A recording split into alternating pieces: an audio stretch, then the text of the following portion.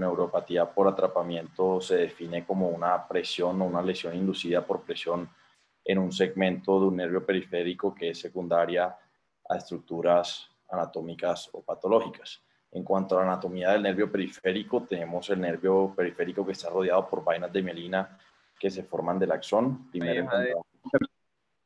Primero encontramos el endoneuro, que le da soporte, irrigación y nutrición a los axones. Después está el perineuro, que son grupos de fibras nerviosas que forman los fascículos y esto le confiere protección a los fascículos. Y el más externo es el epineuro, que está formado por colágeno que acolchona los fascículos y le confiere protección y fuerza de estiramiento. ¿Qué pasa fisiológicamente? Primero hay una carga repetitiva que causa una compresión. Esta compresión va a realizar una obstrucción venosa. Después de eso va a haber una isquemia que, si progresa, puede llevar a una anoxia. En el momento que se forma la anoxia, con lo que se forma la inflamación, esta va a activar a los mastocitos y estos se van a degranular, haciendo que se forme una dilatación de los pequeños vasos y con eso puede haber edema neural. En este punto lo que hay es como un bloqueo de transporte de nutrientes y con eso se pueden observar los cambios agudos a nivel del nervio, como son las parestesias. Si este proceso se perpetúa, esto entra en un círculo vicioso que hace que haya más inflamación, más dilatación, y aquí se puede activar el sistema inmune, que puede dañar el tejido y hacerlo fibrótico. En este punto ya hay un deterioro de la conducción y el proceso puede terminar dañando el nervio a tal punto que el deterioro puede ser permanente si no se trata. Y aquí están las patologías compresivas más relevantes de cada nervio. No voy a hablar de generalidades de cada una, sino que iré directo a la semiología específica de cómo valorar cada atrapamiento por medio de signos clínicos. Para el nervio mediano se encuentra la del túnel del carpo y el síndrome de atrapamiento del pronador, que hay que saber que no es lo mismo que el síndrome interosseo anterior, pero considero que se puede encasillar en él. Para el nervio cubital puede haber diferentes tipos de atrapamiento a nivel del codo y otro a nivel del canal de Bouillon. Y en la literatura en inglés los encuentran como síndrome de túnel cubital y ulnar respectivamente. Y para el nervio radial encontré estas dos patologías, una es el túnel del radio y otra que es el síndrome de Wartenberg. Entonces, antes de empezar a hablar de un nervio en especial, comienzo por el signo de Tinel, que prácticamente lo voy a mencionar en cada uno de los atrapamientos. Uno escucha este nombre y enseguida piensa en el nervio mediano y en compresión a nivel del túnel del carpo, pero en realidad el signo de Tinel es un signo universal para evaluar la regeneración axonal de cualquier nervio de la economía corporal. El signo de Tinel no solo lo utilizamos los ortopedistas, el signo también lo utilizan los neurólogos y los cirujanos plásticos. ¿Y qué es? Es una sensación de hormigueo, en inglés se podría llamar tingling, que sería la traducción al español sería hormigueo, y se provoca cuando el tronco del nervio se percute en el sitio o distal al mismo de una lesión nerviosa. Y fisiopatológicamente esto representa el nivel de regeneración o el nivel del daño de nervio. Este signo fue descrito a comienzos del siglo XIX por el doctor Jules Tinel, que era un neurólogo francés quien dedicó su carrera a los estudios neurológicos de los soldados heridos en la Primera Guerra Mundial. Entonces, él lo que hacía era percutía el nervio y se irradiaba esta sensación en forma hacia el daño axonal, y entonces él describía este signo. En ese entonces no se llamaba signo de Tinel, sino signo de formicación, formicación con M. Sacado de un texto de sus palabras, una presión aplicada a un nervio lesionado o un tronco frecuentemente produce una sensación que el paciente siente en un lugar preciso en la periferia del nervio. Y el hormigueo es un signo de regeneración, o más precisamente el tingling que él describía, que este revela como la presencia de regeneración axonal. Posterior a esto, en este trabajo, él se da cuenta que en este trabajo de acá, él se da cuenta que este es un signo que puede ser progresivo, es decir, que a medida que avanzaba la regeneración axonal, el punto preciso donde se irradiaba el tinel también migraba hacia adelante, indicando la progresión de la restauración estructural de este nervio. Del otro frente de la guerra mundial, I, se encontraba el doctor Paul Hoffmann. Él era un médico alemán que también se dedicó a la atención de los soldados heridos en la guerra. Él, en marzo de 1915, como vemos meses atrás del doctor Tinel, también publicó un trabajo donde escribe exactamente el mismo signo. Entonces vemos que eran dos influencias que desgraciadamente se encontraban en frentes opuestos de la guerra, por lo que no pudieron trabajar en conjunto, y en la literatura podemos encontrar a veces este signo de Tinel descrito como el signo de Hoffmann-Tinel. Y pues antes de estas publicaciones ya se había descrito este signo, pero realmente su uso era incierto. ¿Cómo se hace el Tinel? El examinador detecta el signo de Tinel-Hoffmann golpeando firmemente con la yema del dedo sobre el trayecto del nervio, y el punto en el que se provocan los síntomas indica compresión o regeneración nerviosa. ¿Y por qué lo correlacionamos tanto con el túnel del carpo? Quizás sean por los trabajos del Dr. Fallen. Él era un médico estadounidense quien dedujo que el Tinel es de los hallazgos diagnósticos más fiables para diagnosticar el síndrome de túnel del carpo. Yo personalmente creo que hoy en día esto está revaluado, puesto que la verdadera utilidad del Tinel es al utilizarlo en conjunto con otros signos y no solamente utilizando el Tinel. En este estudio que él realiza en 1966, él publica su experiencia en 654 humanos con síndrome de túnel del carpo y encuentra una sensibilidad de hasta el 73%, pero al no utilizar estudios electromiográficos para confirmar estos hallazgos, en la literatura se debate pues su utilidad. Y este es un estudio más frecuente, perdón, un estudio más reciente que encontré para valorar la sensibilidad y la especificidad de este signo en el túnel del carpo, donde se toman 112 manos con diagnósticos de síndrome de túnel del carpo, y esta vez sí se hacen estudios neurológicos confirmatorios y se toman un control de 50 pacientes con 100 manos clínicamente sanas, con 112 pacientes, comparados con 112 pacientes con síndrome de túnel del carpo, y encuentran que la sensibilidad y la especificidad para este signo de túnel del carpo es de 67% y 68% específicamente. Y concluyen para diagnosticar que el túnel del carpo, que el Tinel en el túnel del carpo es útil, pero se deben utilizar más herramientas clínicas para hacer un diagnóstico exacto. Es decir, no solo se debe realizar el Tinel, sino muchas pruebas más. Y aquí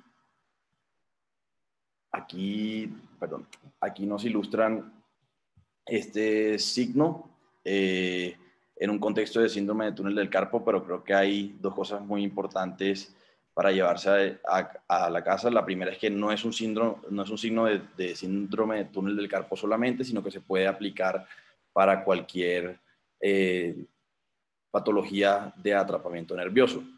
Y segundo, que debemos saber qué es lo que siente el paciente, puesto que el Tinel no debería ser una reproducción dolorosa, sino que el signo originalmente está descrito como una recreación de la sensación de alfileres y agujas, pero no es un dolor como tal. Y otro uso que quizás no tenemos siempre en mente es cuando se hace una reparación neurológica. Por eso, digamos, al realizar Tinel, podemos ver en qué punto hasta qué punto se está reparando el nervio. Para evaluar la parte sensitiva encontré estos exámenes que, si bien no se practican de rutina, hay que conocerlos. Entonces uno evalúa 4 puntos. El primero es la hipoalgesia, que es prácticamente que el paciente no puede percibir estímulos dolorosos o están realmente disminuidos en forma de hacerlo comparado con el lado sano. Segundo, se examina la capacidad de discriminar en 2 puntos. Para esto se utiliza un aparato especial como el que vemos acá. Este aparato lo que hace es discriminar entre 2 puntos. Lo normal debe ser que el paciente detecte más de 6 milímetros, pero uno debe reportar en la historia lo que el paciente tolere, y esto se hace comparando el dedo meñique con el dedo índice para el caso del túnel del carpo. Tercero sería la disminución de sensación vibratoria, y aquí uno utiliza un diapasón como el que vemos en pantalla, que emite vibraciones entre 128 y 256 Hz, y esas vibraciones también pueden ser detectadas por el dedo. Y por último, se examina la sensibilidad de los dedos utilizando un monofilamento de Siemens-Weinstein, y este se aplica a la pulpa del dedo índice.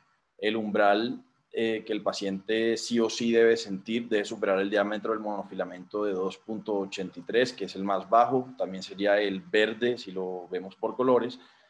Y es importante, y lo menciono ahora, puesto que para evaluar la parte sensitiva de cada atrapamiento se pueden utilizar estas pruebas teniendo en cuenta la inervación sensitiva de cada nervio. Joseph, Sí, señora. devuélvete al anterior. ¿Esta?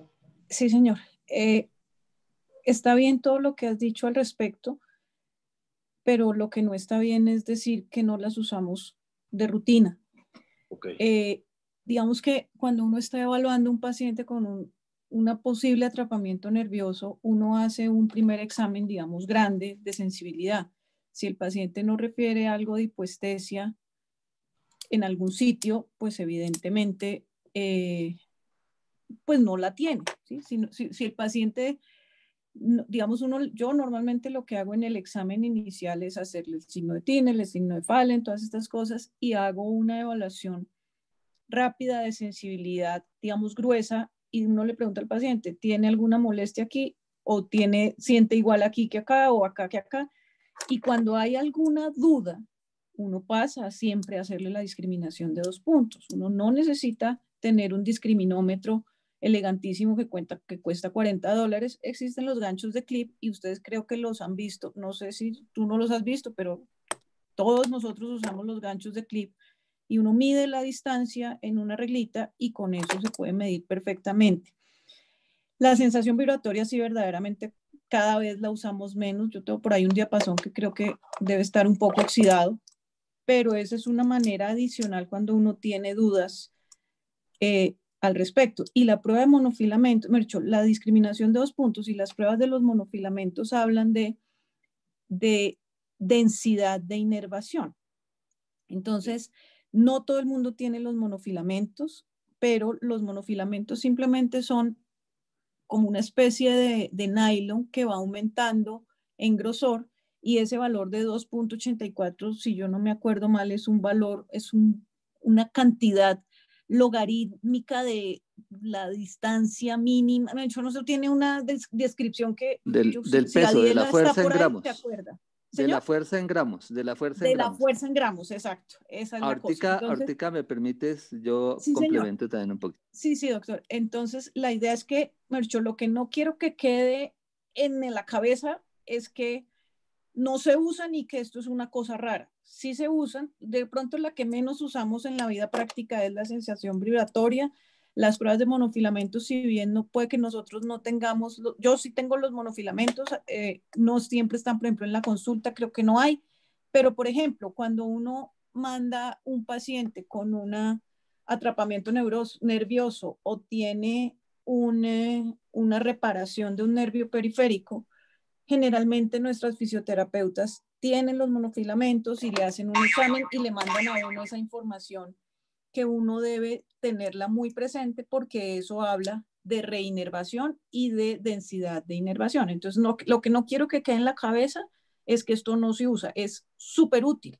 Y de todo lo que has dicho, creo que es muy importante tener en cuenta que la mayoría de diagnósticos de atrapamiento son clínicos más que de las neuroconducciones. Las neuroconducciones es un examen que nos ayuda a corroborar lo clínico, pero uno generalmente las manda cuando ya tiene un diagnóstico clínico. Siga, doctor Pinilla, si quiere. Sí, si quieres devolverte una, Joseph. Acá, doctor. Creo que sí, ahí puede ser. Yo creo que ha sido, pero muy buena la presentación en esta parte y la parte de diagnóstico es fundamental, porque como dice la doctora Costanza, el diagnóstico es clínico. Entonces, una de las cosas que quería hacer énfasis es en qué consiste la prueba, si quieres la anterior, o bueno, ahí déjala ahí, ese signo de Tinel, el signo de Tinel. ¿Qué quiere decir el signo de Tinel? Hay una forma muy gráfica de entenderlo y es, si quieres, devuelve la anterior, ¿sí? Ahí, cuando se golpea un nervio, entonces se siente un corrientazo. Ese es el signo de Tinel y generalmente se siente un corrientazo hacia distal en el territorio que está inervado por el nervio que produce el corrientazo. Entonces, depende de donde sea ese corrientazo, quiere decir ese es el nervio que está comprometido.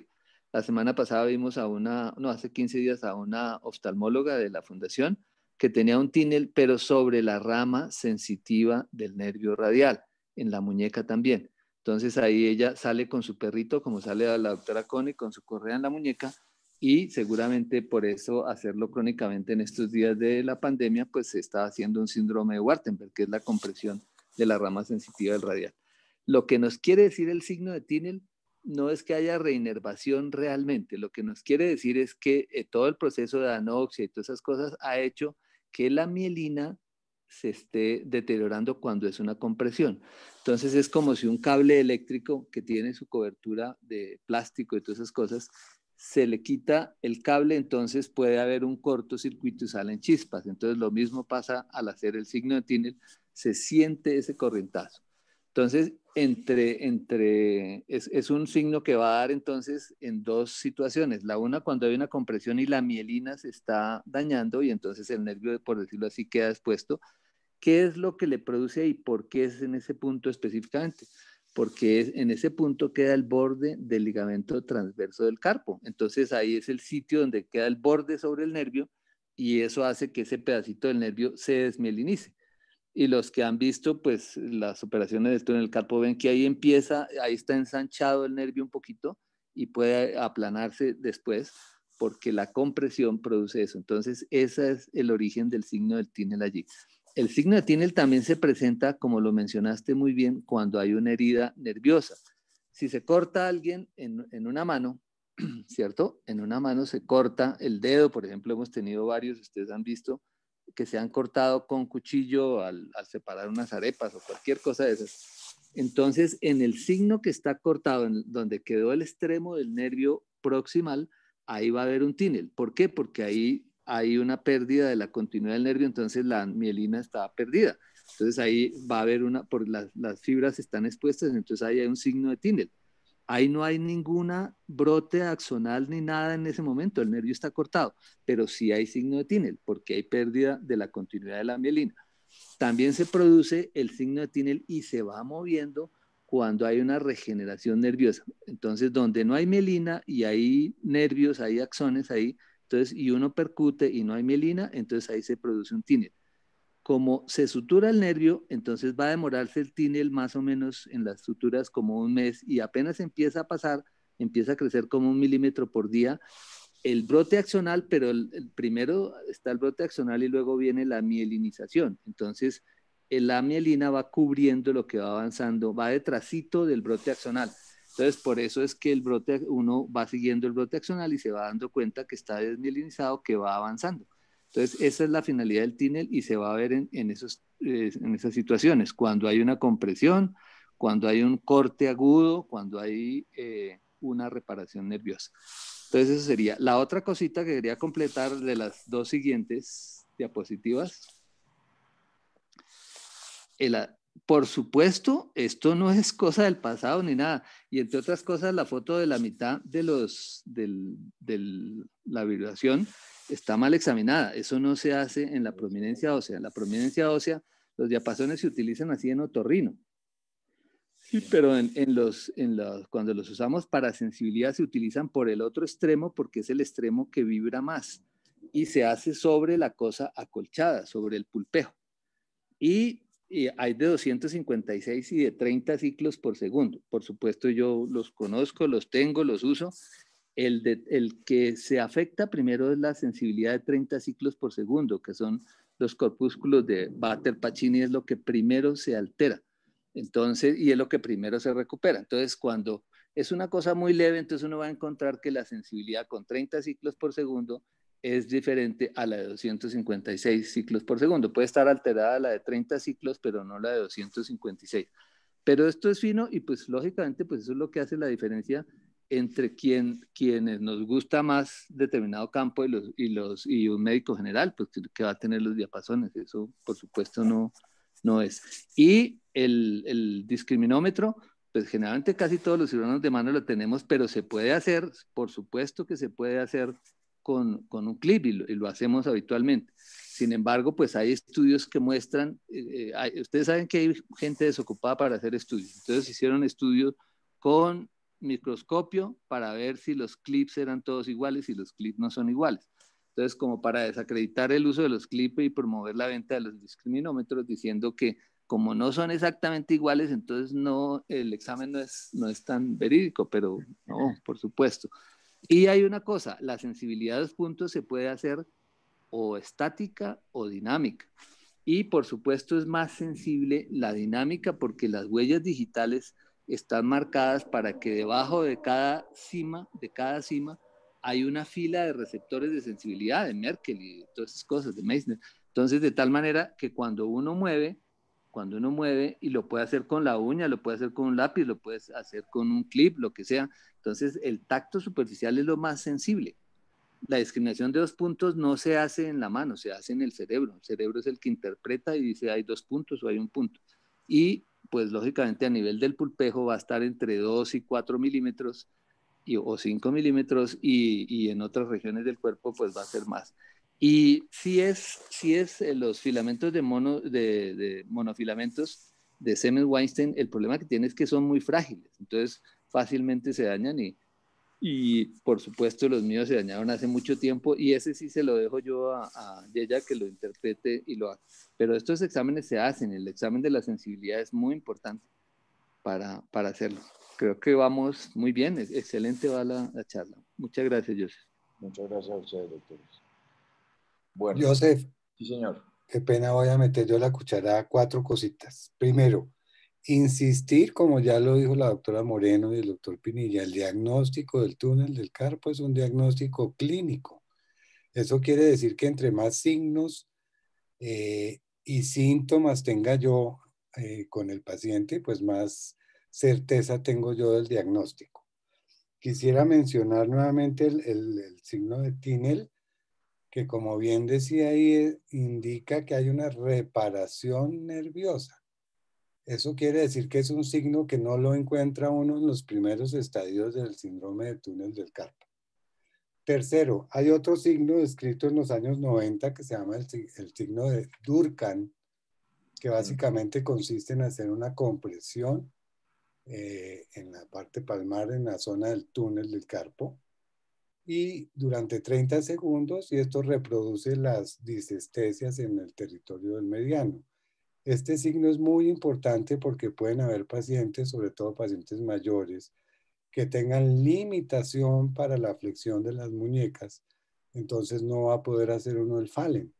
Entonces el Durkheim es un recurso importante en esos pacientes que tengan limitación para movilidad de la muñeca.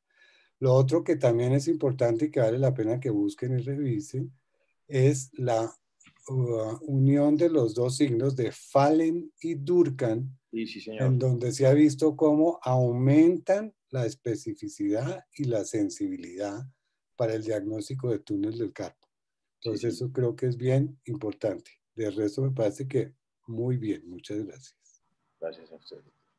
Sí, hay una cosita que el doctor Debedut no mencionó, pero que es muy importante. Este signo de Durkheim pues, fue descrito para pacientes reumáticos y como dice, reumáticos y pacientes mayores tienen perdida la movilidad, pero hacen túnel de compresión, pues el artritis reumatoidea por sinovitis y todo esto. Entonces va a ser, pero en pacientes que están muy iniciales, entonces, por ejemplo, si se hace combinado el Durkheim, ¿cierto? O sea, la presión ahí y se trata de hacer la flexión también como un Fallen, entonces eso suma y entonces aumenta la sensibilidad de ese signo. Entonces sería flexo, compresión y eso hace cuando uno tiene una historia muy clara y no encuentra, puede ser que uno de los dos no sea positivo, pero al mezclarlos aumenta la sensibilidad de las pruebas. Gracias, doctor. Bueno, Qué siguiendo. jodentina, perdón, qué jodentina yo. ¿Su merced va a contar la fisiopatología detrás del Fallen? Sí, señora. Ok, entonces déle. Listo.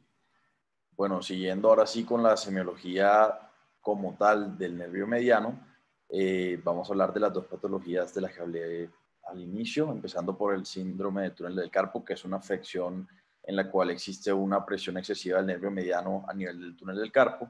Y tanto aquí como en el resto de la presentación voy a explorar 4 partes de la semiología de cada atrapamiento: la inspección, la parte motora, la parte sensitiva y pruebas específicas. A la inspección es importante ver que los músculos de la musculatura tenar pueden estar atrofiados. Esto puede ser, puede no, es un hallazgo realmente tardío en la fisiopatología de este síndrome. ¿Y qué es lo que hay que ver? Se puede ver una concavidad de los músculos cuando se observan desde un ángulo horizontal. Si bien esto no es un hallazgo temprano, cuando se nos presenta un paciente con esto que vemos aquí, podemos creo que casi diagnosticar que está teniendo un atrapamiento del nervio mediano en este punto, por lo cual los músculos atrofian. También es importante ver el paciente cómo utiliza sus manos y si, por ejemplo, habla de que las sacude, esto va a ser un signo que voy a describir más adelante. La parte motora de este atrapamiento nervioso no solo se realiza como ya lo hicimos con la inspección de la musculatura tenar, sino también se le pide que se realice abducción contra resistencia y el paciente o no va a poder o va a estar disminuida su fuerza para realizar la abducción. Y aquí la mayoría de los médicos definen la debilidad como una fuerza muscular menor que la del músculo en la mano contralateral o la de un estándar de fuerza normal basado en la experiencia de examinar a muchos individuos normales. La parte sensitiva ya todos lo conocemos, entonces hay que saber que la distribución de la parte sensitiva del nervio mediano, que es los 2/3 radiales de la palma, el pulgar, el índice, el medio y la mitad radial del anular. Y en la parte dorsal, desde la mitad de la falange media hasta distal de los mismos dedos.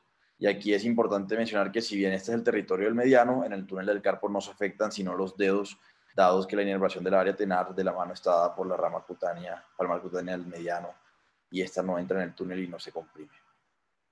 Hay una serie de pruebas provocativas descritas en la literatura, algunas son clásicas y otras son tomadas de reportes de casos que quizá no son tan utilizadas, pero las quiero mostrar. Esta es la prueba de Tinel de la cual hablamos, no me voy a detener en esto. Acerca de la prueba de Fallen, la primera vez que se utilizó fue por el doctor Fallen en 1966 en el estudio que ya mencioné, de 654 manos en 439 pacientes, una experiencia de 17 años, fue publicado en el JBJS. El doctor se dio cuenta que la mayoría de los pacientes eran amas de casa con trabajos domésticos en sus 40 años, y aquí describe por primera vez el signo de Fallen, que es lo que exactamente describen en este artículo. Como ya lo conocemos, es una flexión de la muñeca, pero la técnica original se realiza contra gravedad, no en otra posición. Y mira, ahí el dibujo está mal. Exactamente es contra gravedad, apoyados, y no es una muñeca contra la otra. Entonces ese dibujo sí está mal, esa foto está mal escogida.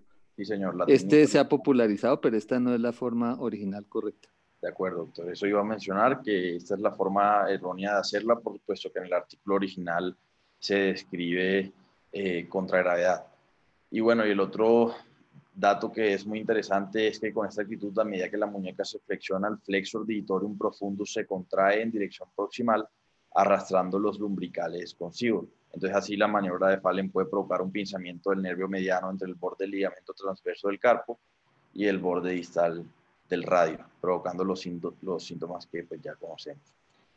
Este otro estudio fue publicado en el 2004 en el Journal of Orthopedic Medicine y realiza lo que quieren buscar es la sensibilidad y la especificidad para la prueba de Tinel y de Fallen en 436 individuos con síndrome de túnel del carpo y 648 individuos sanos.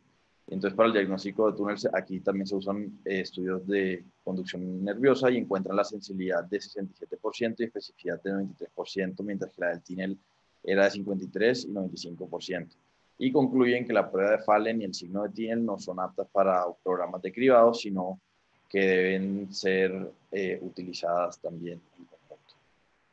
Y este es un estudio en que los investigadores pues hipotetizan que, según reportes de la literatura, que las presiones en el túnel del carpo son más altas cuando se realiza la extensión que cuando se realiza la flexión. Yo no estoy muy seguro de eso, tengo entendido que es más alta cuando se realiza la flexión, pero teniendo eso en cuenta, ellos deciden utilizar la maniobra de Fallen, invertirla. Entonces eso sería lo que vimos en la foto anterior. Entonces aquí describen la maniobra como extensión de la muñeca, pero también de los dedos, y se toman 31 individuos con diagnóstico clínico de síndrome de túnel del carpo y les piden que realicen tanto la prueba de Fallen como la de Fallen reversa. Y las presiones a nivel del túnel se miden utilizando un goniómetro eléctrico. Entonces en esta tabla la línea superior representa la Fallen reversa y encuentran presiones altas de 34 milímetros de mercurio en comparación con la técnica original que solo muestra una elevación de 5 a 8 milímetros de mercurio. Este es el test de Douglas. Una cosita, perdóname. Es que debemos tener claro por qué se produce cada signo, si no, no vamos a comprender. Entonces, explicabas que cuando la persona hace la flexión, entonces el ligamento transverso presiona el nervio, pero no es realmente esa es la causa. Lo que está es que la presión adentro del canal, que queda como un compartimento cerrado, en general es de 0 milímetros, 0. Cuando uno mete una aguja, no con un goniómetro, porque un goniómetro es para medir ángulos, ¿sí? Cuando uno mete algo y mide la presión en milímetros de mercurio o milímetros de agua, lo que quiera, entonces la presión es 0, ¿listo? Cuando uno hace flexión de la muñeca, entonces aumenta de tal manera que puede ser 10 milímetros, 15 milímetros, 20 milímetros, depende también de lo que tenga dentro del túnel del carpo. Pero si una persona tiene, digamos, no tiene 0, sino que tiene, digamos, una persona tiene 0, hace la maniobra, le aumenta 10 o 15 milímetros, esos 10 o 15 milímetros están por debajo de la presión arteriolar, porque la presión de las arteriolas es de 25 milímetros de mercurio. Entonces, si yo tengo 0, me quedan 15, entonces es por debajo, luego los nervios no van a sufrir isquemia. Cuando yo tengo 15 y le subo 10 y quedan 30, entonces hay isquemia, porque la presión está por encima de la presión de los vasos capilares, y entonces va a producirse anoxia, y por esa razón el signo es positivo. Cuando uno hace extensión de la muñeca, también el tamaño del túnel disminuye y aumenta la presión en su interior. Por eso ambas pruebas pueden dar positivo, y por eso seguramente en la parte de tratamiento conservador nos dirán en qué posición tienen que estar las férulas. Entonces es por el aumento de la presión dentro del túnel del carpo, ¿ok? Por eso una fractura que produce un hematoma y que produce una distorsión del canal. Entonces, por un lado disminuye la forma la capacidad del túnel, y por el otro hay un hematoma que presiona. Entonces, al aumentar la presión, esa es la razón. Bueno. Doctor, yo esta charla la enfoqué solamente en semiología, no voy a hablar de tratamiento de ninguna de las patologías, pero para contestarle a su pregunta, la férula debe estar en neutro. Perfecto, esa es la razón. Sí, señor. Bueno, el test de Durkheim, que fue propuesto en 1921 por el doctor Durkheim, y prácticamente es eso que decía el doctor de Dedut, es realizar compresión directa sobre el trayecto del nervio mediano a nivel del túnel del carpo. Un beneficio que el doctor muestra con respecto a los anteriores es que uno es más rápido, aquí se demora nada más 30 segundos en comparación con el Fallen, que es 1 minuto. Y aquí también lo otro que decía el doctor es que en pacientes que tengan un rango de movilidad disminuido, pues no hay que hacer una flexión de la muñeca como en el Fallen. Y fisiológicamente lo que ocurre es que el aumento de la presión provoca una isquemia secundaria del tejido neural, y hay cambios de conducción nerviosa, por lo cual se observan estos hallazgos que ya hemos mencionado. En este otro artículo, publicado 6 años después por un grupo en Madrid, buscaron evaluar el valor de este nuevo signo descrito, y toman 200 pacientes con diagnóstico de síndrome de túnel del carpo y los comparan con 100 sanos. Le revisan tanto este signo como los de Tinel y los de Fallen, y aquí encontraron que la sensibilidad para este signo era del 87% y la especificidad del 95%. Cuando se compara con otros signos, pues la de Tinel en esta prueba en este artículo era del 33% la sensibilidad, 97% la especificidad, y el Fallen una sensibilidad del 87% y 90% de especificidad. Y pues ya he mostrado varios artículos con diferentes sensibilidades de los signos, y cada artículo trata como de defender que estos signos son más fiables que los otros. El mensaje real que quiero dar es que cada uno de estos signos se tienen que usar pues en combinación, o sea, no se debe utilizar solo un signo. Eso ya lo he mencionado varias veces. Este estudio me pareció bastante interesante. Esto también lo estaba mencionando ahorita el doctor de Dedut. Los autores hipotetizan que la combinación de los últimos 2 signos debería incrementar más la isquemia y con esto aumentar más la sensibilidad que si se hicieran por separado, por lo cual describen esta técnica de flexión y compresión combinada. No encontré una imagen clínica para el test, pero se realiza con los codos extendidos, la muñeca en supinación y con una flexión de 60 grados.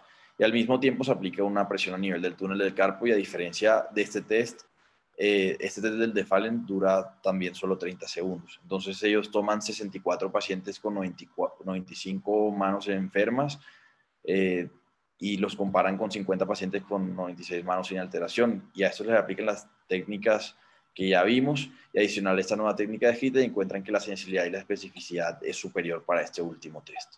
Joseph. Sí, señor. Para todos los residentes, cuando hagan alguno de estos exámenes clínicos, bien sea el Fallen y el Durkheim, hay que poner en la historia clínica al cuánto tiempo se duerme la mano o al cuánto tiempo empieza a sentir los síntomas neurológicos. Eso es lo más objetivo que se pueda hacer, solamente para tener en cuenta que hay que poner en la historia clínica eso. Muchas gracias, doctor. Este es el signo de Flick y este lo que describe es la agitación de las manos en el momento de estar recostado, y este movimiento en el artículo que vemos en pantalla se describe como si estuviera agitando un termómetro. ¿Y por qué ocurre esto? Ellos sugieren que la presión de gradiente a través de las fibras en el momento de estar recostado va a haber un gradiente positivo que va a hacer que haga una éstasis venosa, y el movimiento rápido aumentaría la presión arteriolar, y con eso el flujo sanguíneo y el retorno venoso aumentaría, y el flujo venoso disminuiría el edema que causan estos síntomas compresivos de noche. Y si bien pareciera un dato anamnésico, en este estudio publicado en 1984 en el Journal de Neurología lo describen como un signo, dado que muchos de los pacientes lo mencionaban en consulta. En este artículo, como decía, lo utilizan como signo y lo proponen para evaluar su validez. Se toman 505 pacientes con diferentes patologías, y para el síndrome de túnel del carpo habían 212 pacientes exactamente, y en ellos se encuentran que en el 93% se encontraba positivo. Este es un signo descrito en 1953 por el doctor. Joseph, perdón, Sí, interrumpo 2 segundos.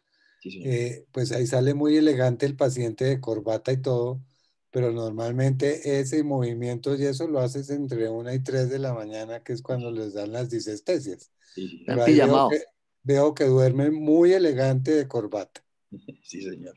Sí, señor. Se supone que se hace en la madrugada, puesto que en este momento hay un estancamiento del flujo, del volumen de la sangre, y pues puede haber compresión en este sitio. Por eso es que se da de noche.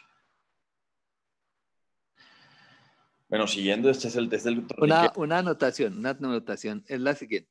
Sí, señor. Tenemos, el cuerpo humano tiene la mayoría de sus componentes son líquidos. Entonces, cuando uno está sentado de pie como está durante el día, la mayoría de los líquidos están de la cintura para abajo, digamos. Cuando la persona se acuesta, entonces parte de esos líquidos de las extremidades inferiores van a subir a las superiores. Entonces ustedes piensen que una señora tiene 20 milímetros de presión en el túnel del carpo. Tiene 20, pero los capilares son 25. Entonces ella dobla las manos un poquito y ya tiene un signo de Fallen positivo. Le presionamos un poquito y es un signo positivo porque de una vez la presión pasa el nivel. Cuando ella se acuesta, entonces ese líquido de las piernas viene para los miembros superiores y entonces van a aumentar la cantidad de líquido dentro de los brazos y dentro del túnel del carpo, y entonces se va a producir que en ese momento hay la presión. Flick quiere decir aleteo, entonces es como si hiciera como un ave aleteando. Entonces por eso es esta maniobra, y como dice el doctor Deud, es en pijama. Sí, Muy señor. bien. Bueno, este signo es el test del torniquete, descrito en 1953 por el doctor William Gilead en la revista Lancet, y lo hacen después de ver que a un paciente, cuando le aplicaban el torniquete por encima del codo, se le reproducen los síntomas del túnel del carpo. Entonces se les ocurre realizar esta misma prueba en 25 pacientes con diagnóstico de túnel del carpo, y encuentran que en 13 pacientes se escribían los mismos síntomas que les aquejaban de noche. Realmente es un artículo muy antiguo y carece de un análisis epidemiológico, por lo que traigo este otro artículo publicado en el Journal of Hand Surgery en 2007. Aquí difiere un poco el test del original, puesto que en vez de colocar el manguito a nivel del brazo, lo colocan a nivel de la muñeca, y también describen un test modificado, que es este que ven en pantalla. El test modificado lo que hacen es que colocaban un instrumento de madera haciendo compresión sobre el recorrido del nervio mediano, y pues ellos lo que hacen es tomar 37 pacientes con 50 manos en las que había diagnóstico de túnel del carpo, y lo comparan con 50 pacientes sanos. Los resultados pues los podemos ver en pantalla. Yo en lo personal considero que esto es un test un poco engorroso y no muy práctico de realizar. Este test fue descrito en 2001 en la revista Annals of Plastic Surgery por el doctor Dok Son An de Corea, y en el artículo él comenta que sus pacientes por lo general no se podían agarrar de la baranda de los buses porque presentaban síntomas de adormecimiento similares a los del túnel del carpo, y la hipótesis detrás de esto es que si de por sí el nervio tenía isquemia al realizar una elevación y poner las manos contra gravedad, lo que podía ocurrir es que se disminuyera el flujo sanguíneo, empeorando la isquemia ya presentada por estos pacientes. Entonces conduce un estudio en 118 pacientes con 200 manos, 200 manos sintomáticas, y lo compara con 200 manos sanas, y ellos se les hacen los 3 tests, el de elevación de la mano, el Tinel y el Fallen, y todos con 1 minuto entre cada uno, comenzando por el test de elevación. Pues en la población sintomática ellos encuentran que el test fue positivo en 151 pacientes y negativo en 59, y en el control fue positivo en 3 y negativo en 197. Bueno, y para terminar, este es el último test en este artículo que encontré para pacientes que tampoco pudiesen realizar flexoextensión de la muñeca como en el test de Fallen. Este es el test de Okutsu. Se realiza agarrando la mano del paciente como si fuera un apretón de manos, y aquí se debe mantener la articulación metacarpofalángica e interfalángica del pulgar en extensión. Entonces se da como una desviación radial, y eso pues aumentaría los síntomas. Este fue escrito en la revista Hand Surgery por un grupo de japoneses en el 2010, y ellos prácticamente encuentran que el test era positivo en el 75% de los pacientes con afectación o con limitación funcional en la mano, y en el 71% de los pacientes que también presentaban síndrome de túnel del carpo, pero que no tenían afectación o limitación funcional en la mano. Y bueno, no sé si hasta ahí está bien para pasar al siguiente. Listo. Este es el segundo atrapamiento, que es el síndrome del pronador. Se refiere comúnmente a la compresión del nervio mediano cuando pasa entre las dos cabezas del músculo pronador redondo o debajo del borde proximal del arco del flexor digitorium superficialis proximal. Se presenta con dolor en el antebrazo que se irradia de manera semejante hacia el pulgar, el dedo índice, el dedo medio y la mitad radial del dedo anular, como en el túnel del carpo. Para la parte semiológica de este síndrome también hay aspectos a explorar en la parte de inspección, la parte motora, la parte sensitiva y las pruebas específicas. A nivel del antebrazo, el nervio mediano pasa entre las dos cabezas del pronador redondo, y de ahí pasa entre el flexor digitorium superficialis y el flexor digitorium profundus. En su recorrido hay varios lugares donde se puede atrapar el nervio, pero el más común es este, en el músculo pronador. Todo lo que ocurra del pronador para abajo se denomina síndrome interóseo anterior, y no debe confundirse con el síndrome del pronador. Y también considero pertinente aclarar la diferencia clínica entre el síndrome del pronador y el síndrome de túnel del carpo, que puede ser difícil encontrar una diferencia debido a que sus síntomas son comunes en los 3 dígitos y medios radiales inervados por el nervio mediano, pero hay varios factores que pueden influir para hacer un diagnóstico diferencial. Entonces, un primer punto es si el paciente tiene hipoestesias en la región tenar, dado que la rama cutánea del mediano se superficializa 4 a 5 centímetros más proximal al ligamento transverso. Este no podría haber una presentación con hipoestesias a este nivel en la cara palmar de la muñeca. Un segundo punto es que si el nervio no está siendo comprimido a nivel del túnel del carpo, no debería haber signos positivos de Tinel o Fallen. Hablando de Tinel en la muñeca, claro está, porque el Tinel sí se puede utilizar en el recorrido del nervio mediano. Un tercer punto es que los pacientes no deberían tener síntomas nocturnos como el síndrome de túnel del carpo. Y cuarto son los signos positivos que voy a mostrar a continuación. Entonces, en cuanto a la inspección, estos 2 signos son por lesión alta del nervio mediano. No necesariamente tienen que ser por un atrapamiento, por un síndrome del pronador, sino más bien por un atrapamiento del nervio interóseo anterior. El primero es el signo de la mano de mono y el segundo es el signo de la bendición. La mano de mono ocurre por una lesión en el nervio interóseo anterior. Normalmente lo que vemos es que los dígitos 2 a 5 se encuentran flejados y todos están en un mismo plano dorsoventral, mientras que el pulgar lo vamos a encontrar en un plano más ventral gracias a la acción de los músculos tenales, específicamente el abductor pollicis brevis y el opponens. Pero si hay una lesión del nervio mediano, lo que ocurre es que se pierde esa acción de esos músculos y el pulgar se va a ir en el plano del resto de los dígitos gracias al adductor pollicis que está inervado por el nervio cubital. Y esta posición hace alusión a la mano de los primates, y de ahí el nombre del signo. Esta, a diferencia de la que ya voy a mostrar, es pasiva, o sea, la mano se encuentra en esta posición en reposo, porque también está este signo que es el signo de la bendición, que también es una lesión del nervio interosseo anterior y no necesariamente ocurre por el síndrome del pronador. Este ocurre cuando la persona activamente quiere fregar la mano y ocurre en un contexto de lesión del mediano a niveles más proximales. Esto ocurre justo antes de que se inerve el flexor digitorium superficialis, el flexor pollicis longus y brevis y la mitad del flexor digitorium profundus. Entonces, los únicos que actúan aquí son la mitad cubital del flexor digitorium profundus, por lo cual se flejan solamente el anular y el meñique. Y bueno, recordar que este pudiese confundirse con la mano en garra, que ocurre por lesión del cubital, pero debemos recordar que la primera ocurre por un movimiento activo del paciente y la segunda es una condición que se da por lesión del nervio cubital y además esta es una posición pasiva de la mano. Este es otro signo que es el signo del OK. También se puede, se puede encontrar en la literatura como el signo de Kylo-Nevin, y lo que ocurre es que el paciente no puede hacer OK por parálisis del flexor pollicis longus y del flexor digitorium profundus.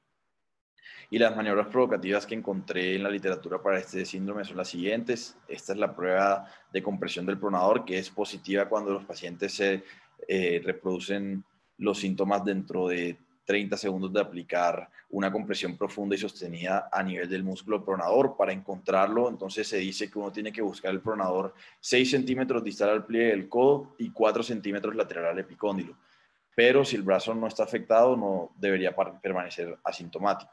Este es un estudio un poco pequeño, publicado en 1990 por el Dr. Gaynor. Se toman 10 pacientes con diagnóstico clínico de este síndrome y le realizan compresión a este nivel y el 100% de los pacientes percibieron un dolor muy fuerte. Es el único estudio que encontré que habla de sensibilidad, pero su validez al tener tan poquitos pacientes puede ser limitada. Y también está la prueba de Tinel, que se realiza percutiendo sobre la superficie anterior y proximal del antebrazo, desde el pliegue anterior del codo hacia la muñeca, siguiendo pues la zona del nervio mediano. Y para eso no encontré un artículo que hablara de sensibilidad o especificidad. En el test de pronación, el paciente está sentado frente al examinador con el codo flejado a 45 grados y la palma debe estar hacia arriba. El antebrazo está pronado activamente con la fuerza del paciente. El médico va a sujetar la muñeca y trata de supinar el antebrazo, mientras que el paciente va a intentar mantener el antebrazo en pronación, y esto supuestamente causaría dolor debido a la compresión a nivel del pronador redondo. Este otro es el test del flexor digitorium superficialis. Con el brazo sobre la mesa, el examinador extiende los dedos índice, anular y meñique y el paciente dobla el dedo medio de la articulación interfalángica proximal. El examinador va a resistir esa flexión del paciente y puede ser dolorosa, pero para que se considere positiva debe recrear las parestesias del nervio mediano. Ahora pasar... un apunte. Sí, señor. Mira, hay prueba de test de pronación porque el nervio puede ser comprimido en el pronador, bien sea la entrada del pronador. Ustedes saben que el mediano atraviesa el pronador, los dos vientres del pronador. Y una vez que sale se va a encontrar con la arcada del superficial. Esa arcada del superficial en algunas personas es fibrosa. Entonces esa parte fibrosa es la que comprime el nervio y entonces se llama la compresión del nervio mediano en la arcada del superficial. O sea, son dos puntos diferentes muy cerca, pero si uno tiene una compresión a nivel de la arcada del superficial, pues tiene positivo el test del superficial, pero el test de pronación no. Entonces, esa es la diferencia. O sea, no es solamente en el pronador, hay una compresión también a nivel de la arcada del superficial. Sí, señor, muchas gracias. Joseph. Sí, señor. Solo una observación, por favor, para todos los residentes cuando hablen de los dedos de la mano, por nombre: pulgar, índice, medio, anular, meñique, no 1, 2, 3, 4 y 5, por favor. Sí, señor, gracias. Joseph, lo otro, perdón, antes de que siga. Sí, señor. Uno puede sospechar que la compresión del nervio mediano puede estar más proximal cuando uno hace el Tinel a nivel del túnel y hay un Tinel retrógrado, ¿cierto? Porque acuérdense que hay pacientes que tienen como una confusión de los síntomas y de los, digamos, lo que están sintiendo, que a veces es confuso. Entonces, clínicamente le puede a uno ayudar a sospechar que pudiera haber una compresión más proximal cuando uno hace el tinel en la muñeca y la respuesta es retrógrada. Gracias, doctor. Bueno, ahora va a pasar al ver las compresiones del nervio cubital, el síndrome de túnel cubital, que es un pinzamiento o una irritación del nervio cubital dentro del túnel cubital en el codo. Para este síndrome también encontré hallazgos a la inspección, motores sensitivos y pruebas específicas. A la inspección podemos notar la atrofia del primer espacio interóseo, se puede encontrar atrofiado debido a la atrofia del músculo interóseo a este nivel. Un segundo aspecto que uno pudiese notar a la inspección es el signo de Duchenne, que es una deformidad de engarra de los dedos. Aquí se pierde la inervación motora de los interóseos y de los lumbricales 3 y 4. Y lo que ocurre es que la acción de extensión de la metacarpofalángica está dada por el extensor de los dedos y no está contrarregulada y pues se da una hiperextensión a este nivel. Además, al no tener una contrarregulación del flexor digitorium profundus, hay una flexión excesiva de las interfalángicas distales. En la parte motora va a haber un agarre y una pinza débil, y los signos específicos que podemos ver son el signo de Gianni, que es una hiperextensión de la metacarpofalángica del pulgar. Esto ocurre durante la pinza o durante el agarre de objetos grandes. Y ocurre por una parálisis del músculo aductor del pulgar, que está inervado por el cubital, y entra en acción el extensor pollicis longus, que está inervado por el radial. Y el signo de Froment, que sé que muchos conocen que ocurre una compensación de la flexión de la interfalángica del pulgar dada por el flexor pollicis longus, que está inervado por el interóseo anterior, cuando falla el aductor pollicis, que está inervado por el nervio cubital. Este también es el signo de Wartenberg, que es la incapacidad de aducir el meñique, y esto ocurre por una contracción del extensor del meñique que no tiene acción contrarreguladora por el tercer interóseo palmar y el lumbrical a este nivel.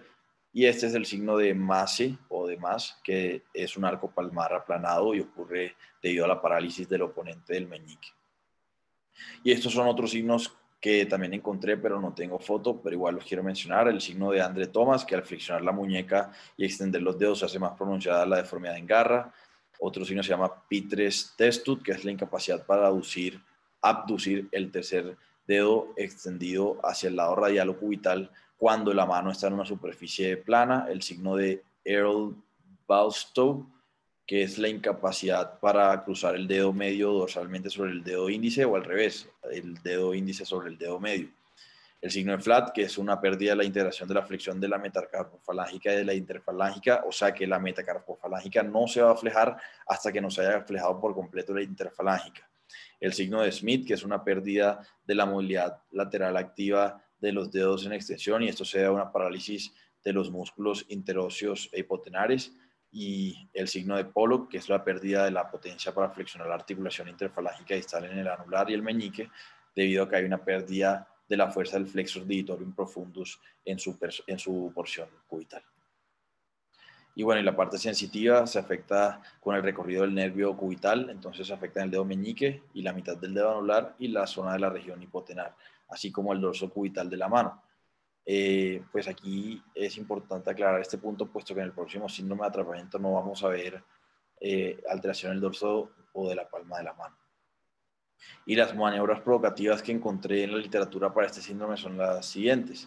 Este primero es el signo de Scratch Collapse, y en español se conocería algo así como test de cosquilleo y de colapso.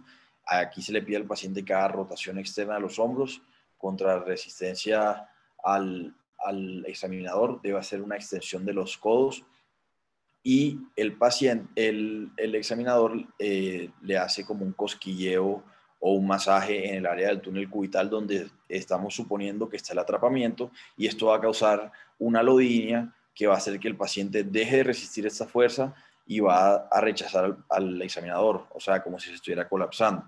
Y pues también el signo de Tinel, que como ya hemos hablado, se hace percutiendo el trayecto del nervio cubital.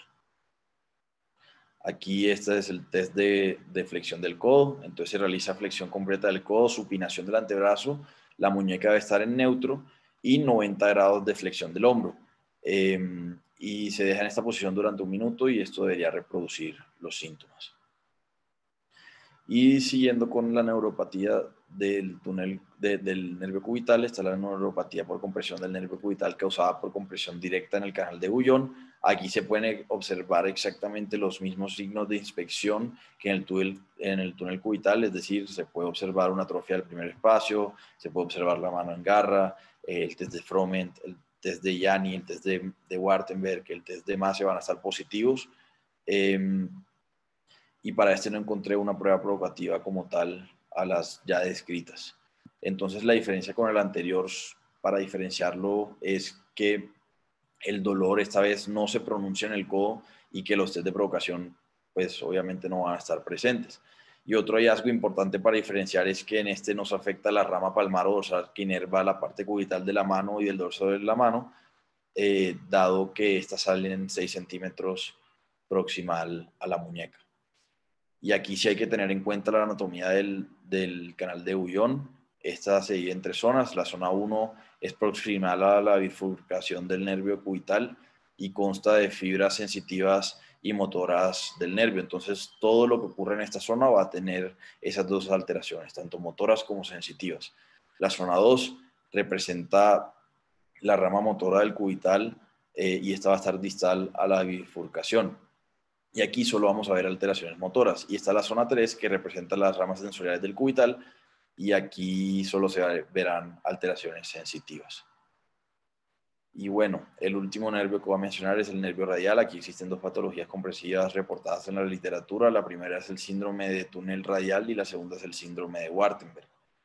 La primera patología en este contexto es la del túnel radial. Este es un conjunto de síntomas que incluyen dolor en la parte superior del antebrazo y ocurre por presión sobre el nervio radial a este punto. Como tal, la inspección, lo único que se pudiese correlacionar es una hipertrofia de los músculos del antebrazo, pero no sé qué tan fidedigno puede hacer este dato para la semiología de esta patología, puesto que esto en realidad solo lo encontré en un artículo y en el resto no lo mencionan mucho. Y en esta patología no hay alteraciones motoras o sensitivas y sí se ha descrito que la debilidad de los músculos extensores puede estar presente, pero no es una afectación motora como tal, sino más bien por dolor. Y bueno, para entender la maniobra o test provocativo que existen en estas patologías, hay que entender la anatomía. El nervio radial se divide justo por debajo del codo y da una rama cutánea para la parte posteroradial de la mano, y también está el nervio interóseo posterior en este punto, que inerva motoramente a los extensores de la muñeca y de los dedos. En este punto de división, los nervios se pueden comprimir y si no hay hallazgos clínicos de debilidad de los extensores, va a haber más bien un dolor en el área de atrapamiento que está localizado distal al epicóndilo lateral, pero también se ha reportado dolor en la muñeca. Entonces, aquí es sumamente importante no confundirlo con una epicondilitis. Y bueno, el túnel del radio, que mide 5 centímetros, comienza en el momento en el que el nervio se cruza a la articulación radiocapitelar. El techo está formado por el músculo brachioradialis, la parte medial está formada por el bíceps y el braquial, y la parte lateral está formada por el extensor carpi radialis brevis y longus. Y distalmente se continúa con el músculo supinador. Las maniobras provocativas que encontré son las siguientes. En el examen clínico, el paciente va a reportar dolor en el antebrazo lateral que se va a empeorar con los movimientos rotacionales. Los únicos 2 test provocativos que encontré para esta patología son este primero, que es el test de supinación. Los síntomas se van a hacer más evidentes, mientras que si realizamos pronación, pues se va a reducir el dolor. Y este otro test provocativo que encontré se llama algo así como Middle Finger Test, y con el codo y la muñeca extendida se realiza una extensión contra resistencia del dedo medio, y esto podría provocar dolor a nivel del codo. Esta última no es una maniobra provocativa, sino más bien un patrón de distribución que se puede encontrar en el atrapamiento del síndrome del túnel del radio. Se llama la regla de los 9 y fue publicada en el 2004 en una revista en el Journal of Orthopedic Surgery por el doctor Lo de Malasia. Ellos toman 19 cadáveres y toman el segmento anatómico del codo y lo dividen en 9 cuadrados. Entonces la prueba se administra subdividiéndose el antebrazo de proximal a distal, justo distal al pliegue del codo, y se divide en 9 regiones circulares dispuestas en una cuadrícula de 3×3, que ellos mencionaban que el tamaño de esta cuadrícula era como la mitad de $1. Ellos realizan un estudio cadavérico y vieron que en la mayoría de los casos el nervio pasaba en los círculos 1 y 2. Y en un contexto clínico esto se pudiese aplicar si se le pide a los pacientes que determinen cada lugar donde se aplica la presión como doloroso, incómodo o nada de dolor. Y si tienen dolor en el círculo 1 y 2, pues una causal de esto pudiese ser la compresión nerviosa del nervio radial que está pasando justo por debajo. Y la segunda patología compresiva del nervio radial es el síndrome de Waardenburg, que ocurre por compresión de la rama sensorial sensitiva del nervio radial. También se le puede llamar quiralgia parestésica y no hay que confundirla con el signo de Waardenburg que ya vimos anteriormente. La semiología de esta compresión está dada solo por alteraciones sensitivas y pruebas específicas, dado que es un nervio puramente sensorial. Dentro de las pruebas específicas está pedirle al paciente que haga una flexión, desviación cubital y pronación. Esta es una prueba que no tiene nombre, pero es muy parecida a un Finkelstein para el primer compartimento extensor, y lo que ocurre es una elongación del nervio con lo que se reproducen los síntomas del dolor. Bueno, y me faltó decir eso que decía el doctor Pinilla al comienzo de la presentación. Aquí también se puede utilizar el TINEL para esta patología. Y bueno, ya para acabar, estas patologías son las que mencioné al comienzo, que si bien no son atrapamientos nerviosos periféricos, se manifiestan como tal. La primera es el síndrome de Parsonage-Turner, que también se le llama neuralgia amniotrófica. Brevemente voy a explicar qué es y voy a pasar enseguida a la parte semiológica. Esta enfermedad fue descrita por primera vez en 1887 y luego fue definida por los doctores Parsonage y Turner en 1947. Y lo que es un dolor severo en el hombro seguido por una parálisis muscular que por lo general es irregular, y hay una pérdida sensorial que involucra tanto la cintura escapular como la extremidad superior. El dolor es sumamente severo y lo característico aquí es que no dura más de 4 semanas. El dolor también tiene la característica de que levanta a los pacientes de noche. Y si bien puede afectar todo el plejo braquial, tiene una preferencia por las raíces nerviosas de C5 y C6. Afecta más a hombres en la cuarta década de la vida. Y la fisiopatología como tal no es muy clara. Se cree aquí que participan diferentes tipos mecánicos, autoinmunes, genéticos, infecciosos, biomecánicos, que finalmente van a llevar a una inflamación del plejo braquial atacando los nervios, pero en realidad no se sabe qué es lo que ocurre. Y bueno, puntualmente afecta cualquier nervio del plejo radial, siendo más comúnmente el torácico largo, el supraescapular, el axilar, el radial y el músculo cutáneo. En el examen físico se pueden observar fasciculaciones y atrofias como signos de denervación, o una escápula alada si pudiese afectar el nervio torácico largo. En la imagen vemos una atrofia de la cintura escapular derecha. Y creo que lo importante aquí es saber que no es que haya puntualmente un patrón que uno diga, bueno, tiene esto y esto, tiene Parsonage-Turner, sino más bien saber cuál es el nervio que puede estar afectado y pues reconocer cuáles pueden ser las alteraciones que se pueden presentar. La parte motora también puede ya afectar dependiendo del nervio que esté afectado. Por ejemplo, si afecta el nervio supraescapular, pudiese afectar la rotación externa o la abducción del hombro. Y otro hallazgo para la parte motora es la hipotonía, y esta también depende del nervio que esté afectando. Las afectaciones sensitivas ocurren en el 78% de los pacientes y ocurren con parestesias o hipoestesias sobre el deltoides o sobre el brazo lateral. Y que es el síndrome del opérculo torácico, que es un trastorno neurovascular resultante de la compresión del plejo braquial o los vasos subclavios en el intervalo entre el cuello y la axila. Y este es el resultado de una compresión neurovascular del plejo braquial o de los vasos subclavios que pasa entre el vientre anterior y medio del escaleno. Por lo general, el diagnóstico se hace por exclusión y se da basado en los síntomas del paciente. Se cree que la mayoría de los casos se deben a una predisposición anatómica con traumatismo cervical superpuesto. ¿Y qué predisposiciones anatómicas pueden haber? Se pueden organizar en los tejidos blandos, que corresponden al 70% de los casos, como por ejemplo anormalidades del músculo escalénico, tumores, donde el más representativo aquí es el tumor de Pankhurst, y anormalidades del pectoral menor. También en el 30% pueden ser anomalías óseas como una costilla cervical, una clavícula anormal, una luxación acromioclavicular o tumores óseos. Ellos presentan un dolor que realmente es muy variable, puede ser desde leve hasta muy severo. Presentan un dolor neurogénico que puede ser situado en el cuello y este puede estar irradiado en un patrón radicular que corresponde en el 90% al patrón radicular del nervio cubital. Y pues a veces también se puede presentar con sensación de parestesias, debilidad, adormecimiento, en especial en el nervio, en los dedos anular y meñique. Y también se puede ver signos vasculares como los presentados en el signo de Raynaud, que son la palidez, el dolor y los adormecimientos posterior a la aplicación de frío. Hay que notar ciertas posturas para la inspección, ya que pueden aumentar la carga en el plejo braquial y estos pueden ser hombros redondeados, aumento de la cifosis torácica o rotación hacia abajo. La piel puede estar cianótica, puede haber congestión vascular y puede haber en el mismo miembro superior palidez. Y por último está este hallazgo que es característico según el artículo que leí. Esta es la mano de Gilead Sumner y es la atrofia del abductor pollicis brevis, de los músculos hipotenares y de los interóseos.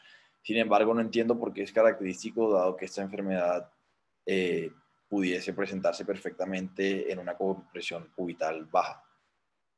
Y dentro de las maniobras provocativas que encontré, estas son tomadas de la página del Dr. Fierro, si alguien quiere ver la técnica o los videos. La primera es el test de Addison. El examinador va a palpar el pulso radial de la extremidad que va a estar estudiando y luego le pide al paciente que realice una inspiración profunda elevando el mentón y llevando la cabeza hacia un lado. Y se considera positiva si hay una disminución del pulso radial. Y también está el test de Halsted. Se hace lo mismo con la diferencia que esta vez se le pide al paciente realice extensión del cuello. Y también se considera positiva si hay una disminución del pulso. Esta es la técnica de EAST, que significa Elevated Arm Stress Test, y el examinador lo que hace es palpar el pulso radial de la extremidad y lleva de forma pasiva el hombro hasta 90 grados de abducción y se le pide al paciente que inspire, y si hay una disminución del pulso radial también se considera positiva. Está esta maniobra también, la prueba costoclavicular. El paciente debe retraer las escápulas con el cuello flexionado y los hombros abducidos a 90 grados. De nuevo, si el pulso radial se disminuye, se considera positiva. El test de Eden, que se pone a prueba el espacio costoclavicular. Aquí el examinador está detrás del paciente palpando el pulso radial mientras hace tracción del miembro superior y comprime la clavícula. Y es positiva si de igual forma disminuye el pulso radial. Y en el test de Roche o RUS, con los hombros abducidos a 90 grados, rotados externamente y flexionados los dedos, se le pide que haga extensión de los hombros y abra y cierre las manos por 3 minutos. Y pues es positiva si hay dolor o debilidad en las manos. Y estos son dos más que encontré. Jacob, mira, Joseph. Sí, señor. Devuelve un momentico. Esta, la de la derecha, es muy similar a la prueba de Ocur, la del colgarse en el bus, y generalmente el subir el brazo y que se duerma la mano tiene que ver más con síndromes compresivos de opérculo torácico que del túnel del carpo. Por eso esta otra prueba yo no la recomiendo mucho. Más bien puede haber dobles atrapamientos, ¿no? Una parte de compresión arriba y una parte de compresión abajo. Pero estos test son más para compresión, en los que hay movilidad del hombro es más para compresión proximales. Gracias, doctor. Estos son dos más que encontré en el primer test, que es el test de presión supraclavicular. Lo que se evalúa es la compresión en el triángulo interescalénico. El paciente va a estar sentado con la mano en posición de reposo y se le aplica una presión en el trapecio y el escaleno por 30 segundos. Y se considera un test positivo si se reproducen las parestesias o el dolor. Y está por último el test de Cyriax, el que el examinador se coloca detrás del paciente y sujeta los antebrazos bilaterales con los codos en flexión y los antebrazos en pronación. Y pues luego se inclina contra el tronco del paciente para elevar pasivamente la cintura escapular. Se dice que este test es positivo si el paciente reproduce dolor. Bueno, y ya esto es lo último que voy a mencionar. Para finalizar, es un signo que quizá no encaja en ninguna de las anteriores, pero consideré que se debía mencionar, puesto que lo he visto hacer, pero siento que no mucha gente sabe qué es exactamente, y este es el signo de Hoffman, que es un movimiento de flexión involuntario del pulgar o del índice cuando el examinador mueve la uña del dedo medio hacia abajo. Entonces lo que hace es que reflejamente el paciente hace abducción y flexión tanto del índice o del pulgar. Este es el signo de Hoffman, que se considera positivo y puede indicar una lesión de la neurona motora superior y una disfunción de la vía corticoespinal, que puede estar dada también por compresión nerviosa. Muchas gracias.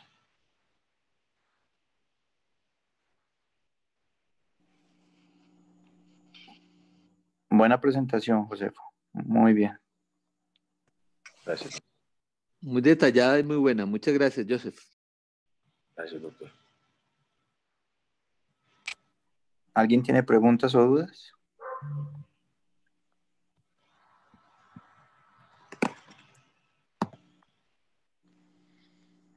Bueno, pues no siendo más, muchas gracias a todos. Nos vemos el jueves. Gracias. Gracias, doctor. Chao.